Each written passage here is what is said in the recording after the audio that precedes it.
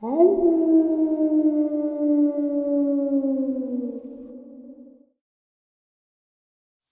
greetings and salutations, everyone. I hope everyone is still doing well, and welcome to tonight's second half. Before we jump into it, a couple quick links.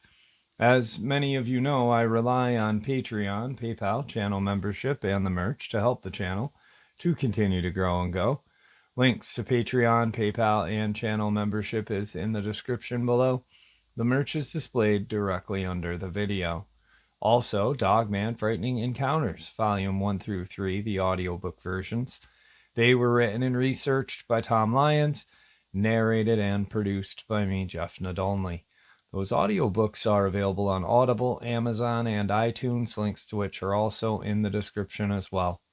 And finally, last but definitely not least, if you'd really like to help support the channel to continue to grow and go, simply subscribe. It does not cost a cent. Click the like button. It takes half a second. If you don't want to miss out on any of the informative uploads I put out daily, click that bell icon, and folks, please leave a comment. Why? Well, because all of these things really do help the channel to continue to grow and go. They definitely do matter, and they are appreciated. And with that, I have taken far too much of your time. Let's jump in to tonight's second half, shall we? Today's first encounter comes to us from Tennessee. So I was chilling at home while my other friends went hiking for the day. I wasn't invited on this hike because I had college courses all day. But when they got back, they recited to me an experience that had happened. So my friends, including my best friend Brandon, were hiking around the Cherokee National Park. Before they knew it, the sun had set. Brandon was trying to get down to the second part of the trail faster. He slid down a hill. Little did he know it, he had ripped his pocket and his cell phone had fallen out. He didn't know this until about 15 minutes later when he wanted to text somebody and couldn't find it. They were already pretty far out at this point, but they used SnapMap to see if they could find his phone. He ran back and grabbed it, picked it up, and put it securely in his unripped pocket. Then he heard a blood-curdling scream. Now, he's had similar experiences, but not this close. At first, he thought it was a mountain lion until they distinctly heard, "Help, over here."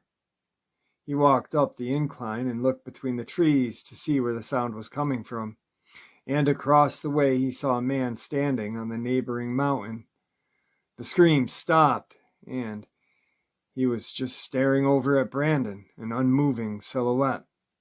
This continued for a few seconds before Brandon's fight or flight kicked in, and he went with it and just started running as fast as he could back to the meeting grounds. He looked back once and recited to me that the eyes of whatever was chasing him were reflective and far too big to be a mountain lion. He ran for about 8 minutes before he ran into two other friends that were on the trip, Caleb and Alex, and they were like, "Dude, what's wrong?" Brandon wasted no time explaining and tells them to let's go run. So they did. They ran another 10 minutes. All the while, the three of them were exclaiming that they kept hearing screams in all different kinds of tones, male, female. They finally got back, still feeling the chasing, and urged everyone to get into the car. After that, they sped off and did not look back. They still have not gone back to this day. To me, it sounds like a skinwalker encounter, but what do you think? Because I know since they are Navajo creatures, they mostly reside in the Midwest area, but I just don't know what else it could have been. We're in East Tennessee. I live the furthest out from my friends, 25 minutes from the nearest town and walking distance from the Cherokee Park border. Well, exactly, he said it right.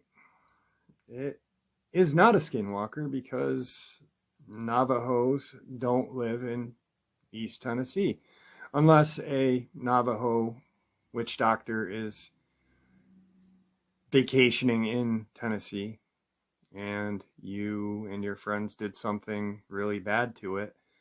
So no, definitely not a skinwalker. Maybe a shapeshifter of some sort. Maybe a dogman. maybe a Sasquatch, maybe you didn't see a man, or your friend didn't see a man. He saw a silhouette, like exclaimed in the encounter. Maybe he just saw the silhouette of what he thought was a man. Who knows? Definitely a terrifying encounter. What kind of made me, and I'm sure a lot of you listening to it, that it's not a man, was the reflective large eyes. So either way, definitely not a skinwalker, or in my eyes, definitely not a Navajo skinwalker, but maybe a shapeshifter of some Native American tribe that is in that area. Just my guess. Today's second encounter. I was born and raised in Pottstown, PA, and I still currently reside there. The sighting was about an hour west of Philadelphia and a half an hour away from Valley Forge. Anyway, last year, a friend and I went for a ride to catch up with an old friend. It was March 2020 on a Saturday night, and it just so happened to be the weekend the quarantine started. We were on Route 422 at around midnight, and it was odd because the highway is usually pretty busy on a Saturday night. But that night, we saw maybe 3 cars in the 30-minute ride. So we finished visiting our friend and started to make our way home. It was around 2:33 in the morning, and we were going westbound on 422. And again, we were pretty much the only car on the road. There's a patch of grass that divides the eastbound and westbound highway, and we were in the fast lane between the Collegeville and Royceford exit, when all of a sudden we passed something to the left of us on the grass. We couldn't see it until we were right upon it, and only could catch a glimpse of it for a second. This thing looked like it was on all fours, maybe eating roadkill or something, but unfortunately I could only see it from like the waist or hips down. It was much larger than a deer and had large, unkept, straggly, orangish, reddish fur. Kind of like the color of a red fox, but a little lighter in color. What really gets me was the legs on this thing. It had canine-like legs, but they were huge and muscular. It just had that shape that instantly told me this thing was not something you wanted to mess with. The legs looked like the drawings I've seen of werewolves or something evil. Something told me that this thing could walk on 2 legs if it wanted to. After we passed it, I asked my friend who was driving, "Did you see that?" He replied, "Yeah." I asked him, "What was it?" He replied, "I don't know." Neither of us brought it up again during the ride because I think we were just trying to process what the heck we had seen and didn't want to sound crazy. When I got home, I told my boyfriend about it, and he had no idea what kind of animal that lives around there it could have been. Next time I saw my friend who was driving that night, we both agreed that whatever we saw did not fit any description of the animal that lives around that area. Also, it was scary looking. He calls it the beast. A couple of months later, another friend was leaving my house and heard something across the street making a low, guttural growling noise, which scared him straight to his car and out of there. He was an animal control officer for years and says nothing around here would make that noise. Then about a month after that, my boyfriend was taking out the trash. When he got to the front door, he heard something scratching at the door and sniffing loudly. He said it sounded like a pig grunt sound, but obviously it was not a pig. This past October, my friend was sitting in his car in my driveway waiting for me to come outside. I noticed his doors were locked when I got to the car. He said he heard something that sounded kind of human, but didn't know what it was, and it scared him. Once I got into the car, I told him everything that I just shared and ended my story to him, saying, "A few months ago, I saw something on Route 422. And before I could say anything else, he said, "I saw it too." So I asked what color it was, and he described the same exact fur I saw. Then he said, when I saw it, it was running on 2 legs across the highway, And once it saw my car, it took off really fast, like nothing around here would be able to. My heart was beating so hard listening to him tell me this, because I know that he was not making it up. I was glad someone else had seen this thing. He doesn't know what it was, but said it was about 7 to 8 feet tall and looked nefarious. He agreed its legs looked evil. He saw it around the same time of year as me, and it was about the same time of night as well. I drive this highway all of the time and look for it every time, but haven't seen it since. Today's third encounter. I've heard deer make some pretty strange noises, but never heard one make a hissing noise myself. I'm not saying they can't. I've heard some noises in the woods that I can't explain, but the one that scared me the most was when I was 15 years old. I'd gone to bed at around 11 p.m. and was reading with the lights off except for the lamp beside of my bed. It was about midnight, 12:30. I heard a faint noise coming from the creek bottom, about 3/4 of a mile away. We rented a house on a 300-acre cattle farm in southern Oregon. The 300 acres was backed up to a 2,000-acre timber company tract with no roads except logging trails. I'd heard bobcat, cougar, and all other calls before, as my older brother and I hunted those woods all the time. This noise or call was different. It would start with a low-pitched moan or a howl, then rise into a high-pitched scream, and then at the end with this cough or grunt. It's hard to explain because I had never heard it before or since. The ending sounded kind of like the ending of an elk bugle with the large bull grunt, but not exactly. It kept coming closer toward the house, through the pasture, past the barns that were about 100 yards below the house. I'd gotten up and loaded my 30-30 lever action and started up the hallway toward the front door. Now, I was already scared, but what happened next filled me with terror. As I was walking by my parents' bedroom door, which was open, my dad said, "Son, stay in the house." I said, "What's that noise?" He said, "I don't know. I've never heard anything like it before." I froze in my tracks. I knew if my father was afraid of whatever it was at that point, I wanted no part of it.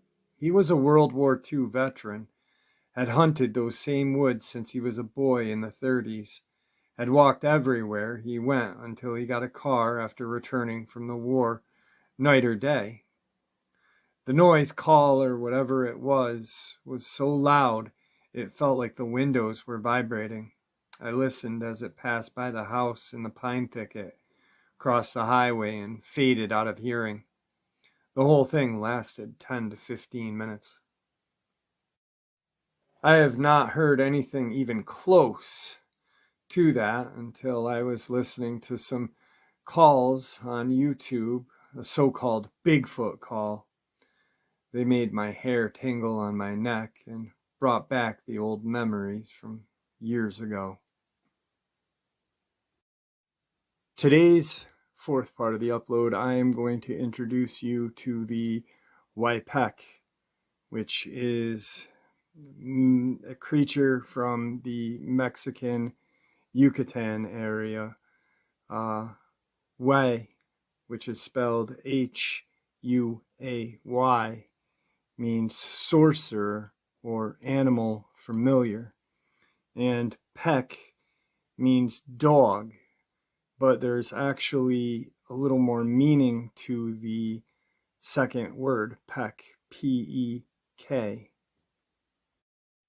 So Peck, although seemingly Peck may seem an absurd name, was in antiquity a Mayan name, the god of lightning and death in his canine form.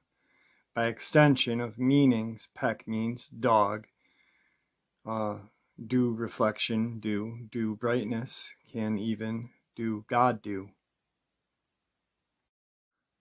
So, in my translation of it, we are kind of looking at a humanoid dog, which Only leaves one name for me, Dogman. At the end of the 17th century, a healer named Juan Mu lived in the town of Tikal, Yucatan. The sorcerer had the ability to transform into the Waipek, the sorcerer dog. This healer stood out for his powerful personality and was known as one of the most successful and popular doctors, who was called the Campeche and Quintaru. For his widespread fame, Juan Mu was highly respected among the population, even when the authorities did not want to accept him and branded him as a pagan. Who knows why the Holy Inquisition had not arrested him? When he performed his white magic works, he turned into a very large black dog. As the Spaniards were a bit incredulous, one day, Colonel Bixstein, accompanied by other soldiers, decided to watch Juan Mu from a house located on the street near a cemetery. After 3 nights, they saw a large dog, and the colonel drew his weapon to scare it away, because he did not believe it was the Waipek. When the animal realized it, it saw him with its big red eyes, gave a blood-curdling howl, and threw itself onto the man, who went back and dropped his weapon, afraid of using it before such a demonic creature. The other soldiers were scared and hid under the window, crossed themselves, and prayed. The next day, Colonel Almenez told everyone about the adventure he had with the dreaded Waipek, whom he had seen and convinced of its existence. Waipek continues to live to this day. In the state of the Yucatan, there is the belief that there is not only a Nahal witch, but many of them who affect people and animals with their bad actions. A news item that recently appeared on Radio Mayab TV tells that in the town of Tuskab, residents of several colonies in this southern town assure that a strange being that looks like a large black dog and walks on its hind legs wanders through the streets at night. A wave of panic and terror invades the neighbors of the colonies: Guadalupe, Miguel, Hedlago, San Esteban, and Tres Reyes. Of these southern towns, due to the rumors that circulate in the sense that a stranger, being big, black, walks the streets at night, and dogs howl in its wake. Due to the above, after 10 o'clock at night, people take refuge in their home and do not go out at all, since it is said that it is a Waipek, or dog witch. They fear being attacked by said entity, and they affirm that when he walks through the streets, domestic dogs bark in despair. Some neighbors have claimed to have seen it from their window of their dwellings and said that it is kind of a large dog which sometimes walks standing on its hind legs, and even a subject who risks going out and fouling it from afar assures that he saw as if he were a human. Today's final part of the upload.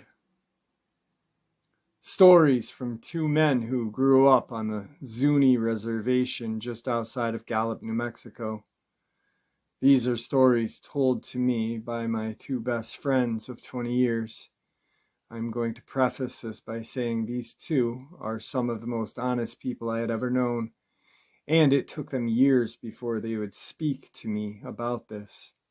Once I was able to convince them to tell me about this, the older of the 2 brothers broke down into tears and abruptly left about halfway through the first story. It was so traumatic for him to relive. I felt bad for that and haven't asked him to speak about it since that day. His younger brother, that I am closer with, provided the detail, as well as their cousin who carries a religious title that's essentially an enforcement position designated to deal with the presence of skinwalkers and related threats. This is very long. I was told by the Zunis that a bit different compared to other reservations on New Mexico, specifically because the United States government sanctioned land to all the native tribes. The Zuni didn't work with the government. Anybody who's traveled through New Mexico knows there's a casino on almost every res. The Zunis do not have a casino because they refuse to work with the government and specifically refuse to provide information about their heritage and the land they live upon. My buddy told me the tribe's elders taught him that the Zunis are in a specific area because they protected secrets of the land. I'm going to add a couple details that pertain to the story, and I'll explain on that later. Apparently, my friend's younger brother was born with a split tongue, like a lizard, and slits in his pupil instead of being round. You are probably making a face I made when I was first told, but keep in mind, all of this is religious to the Zunis. They are very serious about it. They do not allow non-tribal members this knowledge, nor do they allow the presence of non-Zunis. You can visit if invited, but would not be allowed to stay during certain times. Really quick though, if you think about that, split tongue. But what interested me was the slits in the pupil, meaning this person, if it is true, is able to see at night, almost like a nocturnal hunter, which we talked about in the Neanderthal comparative with Dogman.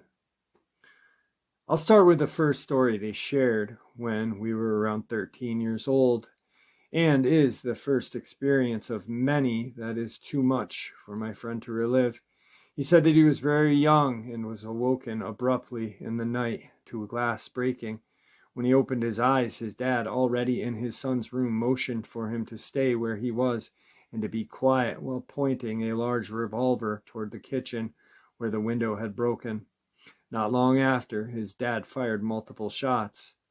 He then heard a screech so loud it hurt his ears, along with a scuffle in the next room, and saw a shadow on the wall that, he said, did not look or move anything like a person. Apparently, whatever was in the house immediately leapt out the same window that was broken to get in.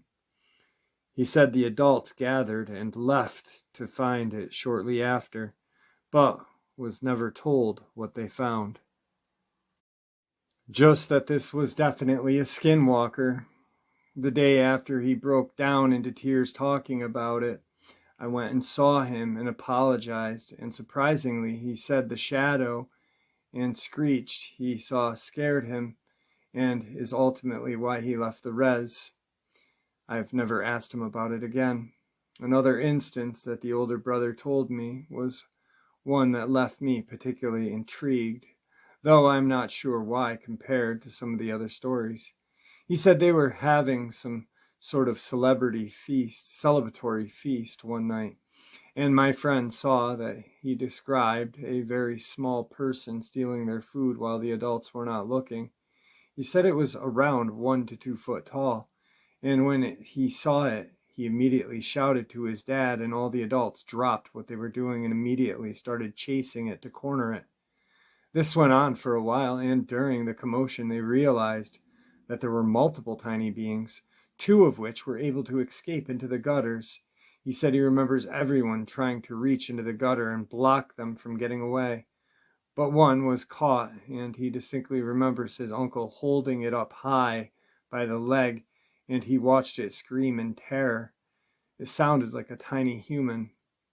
Then they immediately tied it up and stuffed him into a cloth pouch and burned him alive over the fire.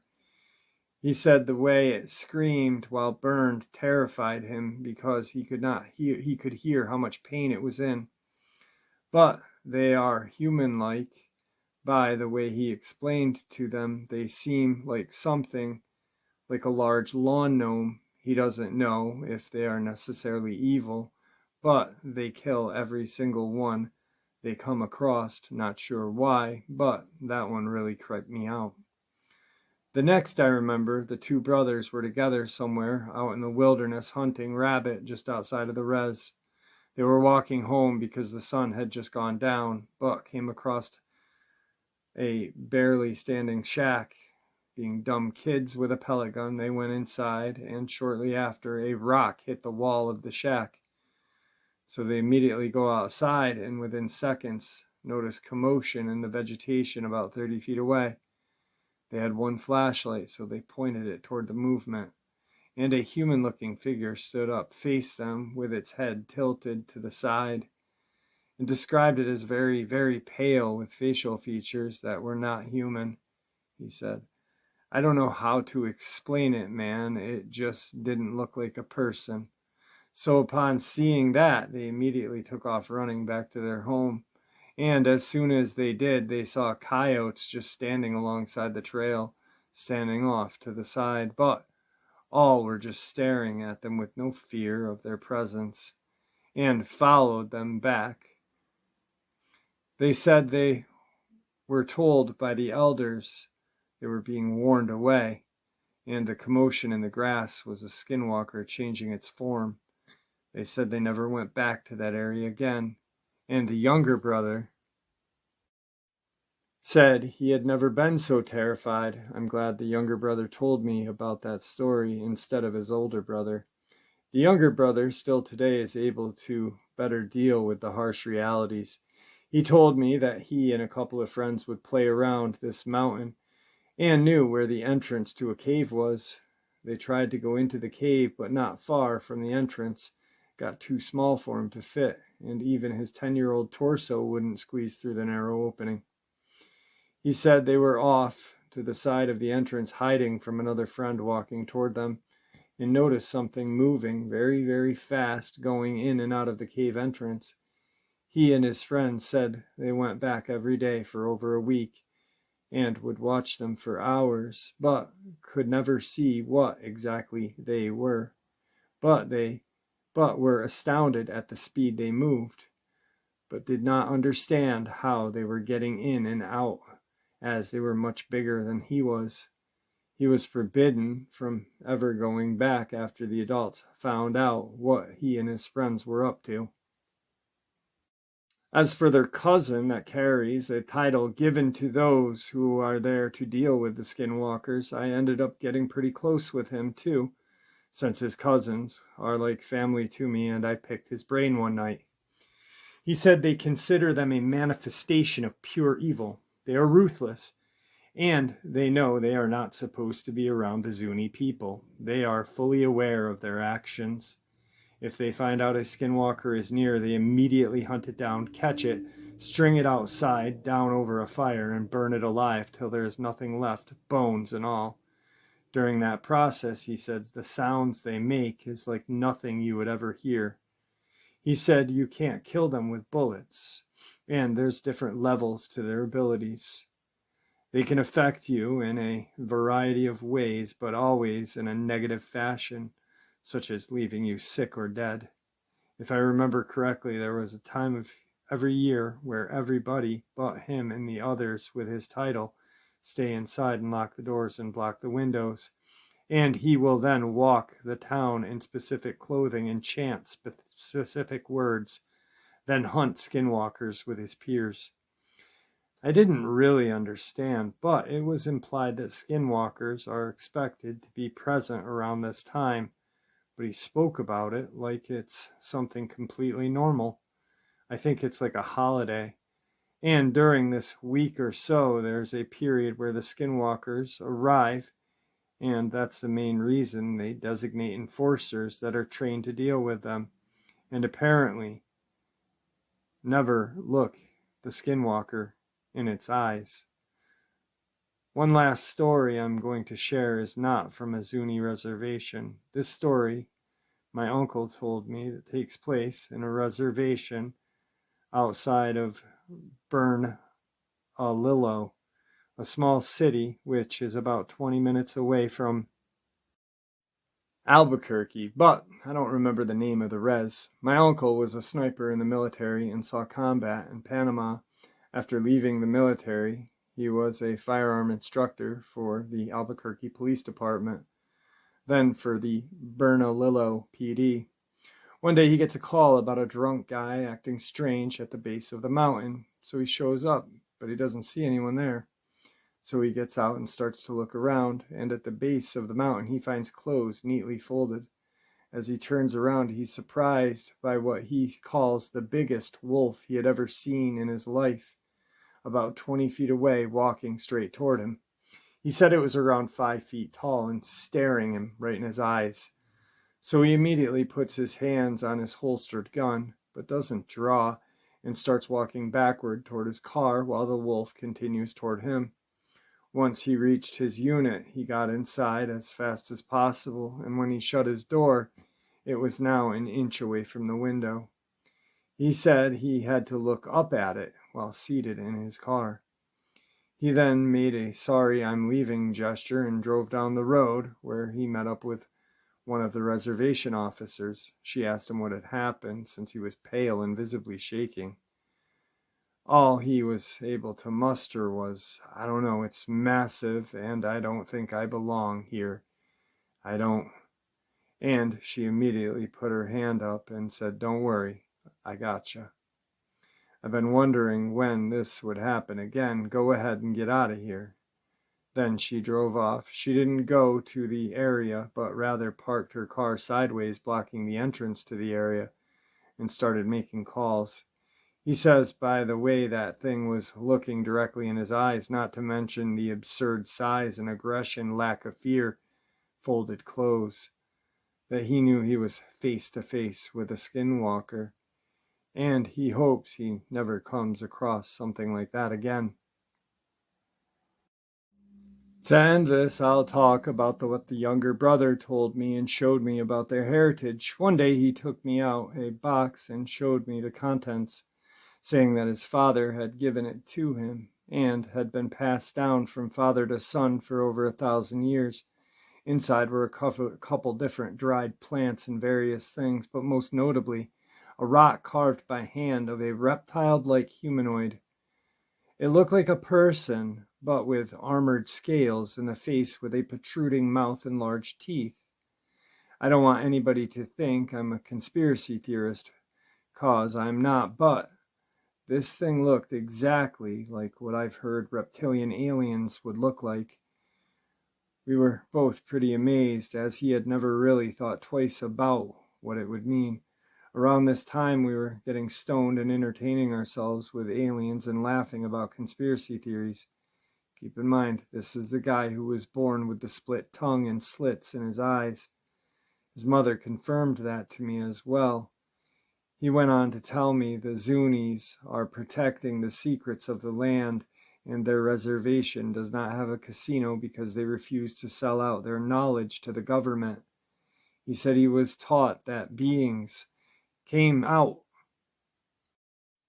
from inside of the earth and met with their people thousands of years ago. These beings lived somewhere inside of the earth where it's warm, and eventually these reptilian beings went back to live under the surface. I don't remember if they went back into the earth after they had some feud or war, or if it's because the outsiders arriving, but after they met the ancient Zunis for a short time, they bred with each other. My buddy is apparently a descendant of those two species mixing, and is why he was born with a split tongue and slits in his pupils.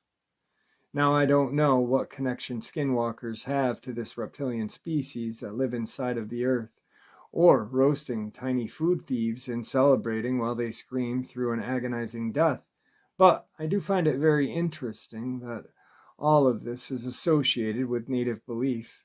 I plan on going over all this with him as well, as I'm going off of memory from 5 to 20 years ago.